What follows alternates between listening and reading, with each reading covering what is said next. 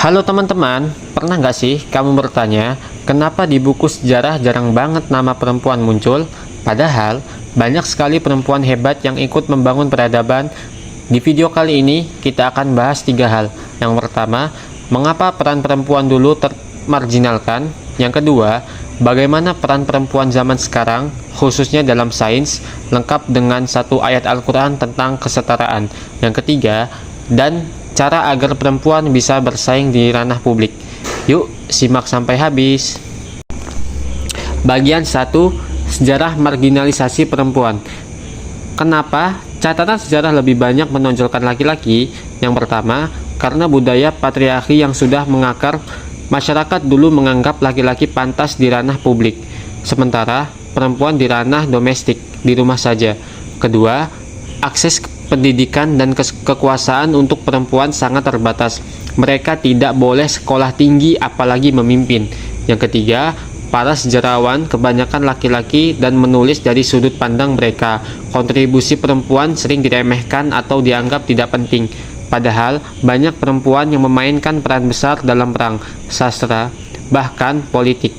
Tapi catatan tentang mereka hilang atau sengaja dihapus.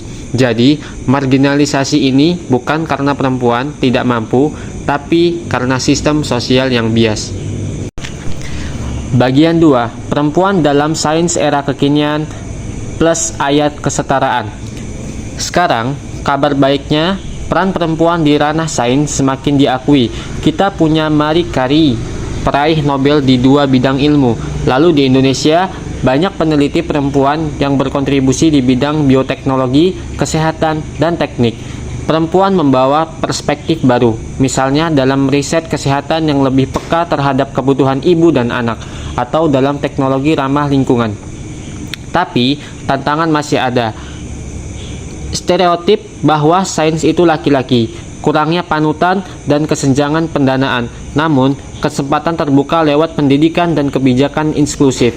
Nah, soal kesetaraan, Al-Quran sudah sangat jelas. Allah berfirman dalam Quran Surat Al-Hujurat ayat 13, "Wahai manusia, sungguh kami menciptakan kamu dari seorang laki-laki dan seorang perempuan.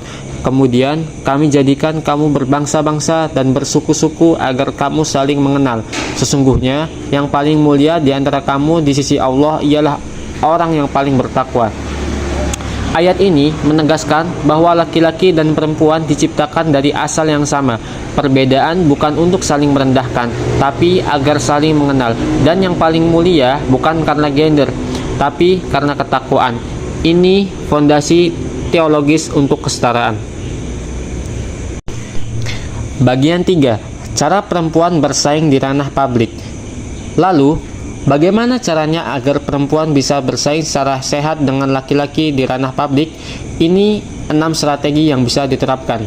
Yang pertama, pendidikan setinggi mungkin, bekal utama untuk bersaing secara kualitas. Yang kedua, bangun kepercayaan diri dan keberanian. Banyak perempuan hebat tapi ragu tampil. Latih public speaking, berani mengambil keputusan. Yang ketiga, jaringan dan mentor. Bergabunglah dengan komunitas profesional perempuan, cari senior yang bisa membimbing. Yang keempat, manfaatkan kebijakan afirmatif seperti kuota perempuan di parlemen atau beasiswa khusus. Ini bukan naik karena permen, tapi alat untuk menembus hambatan struktural. Yang kelima, lakukan kolaborasi, bukan persaingan kaku. Bekerja sama dengan laki-laki justru memperkuat posisi perempuan.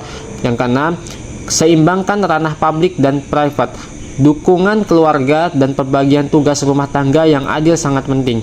Pesan saya bukan tentang melawan laki-laki, tapi tentang membuktikan kapasitas dengan karya nyata, integritas, dan kompetisi. Pesan yang bisa kita ambil, jadi kesimpulannya, sejarah perempuan termarginalkan karena bias budaya dan sejarawan. Tapi, kini peran perempuan di sains sangat vital, dan agama sendiri sudah menegaskan kesetaraan. Dengan pendidikan, keberanian, jaringan, dan kolaborasi, perempuan bisa bersaing dan bahkan memimpin perubahan.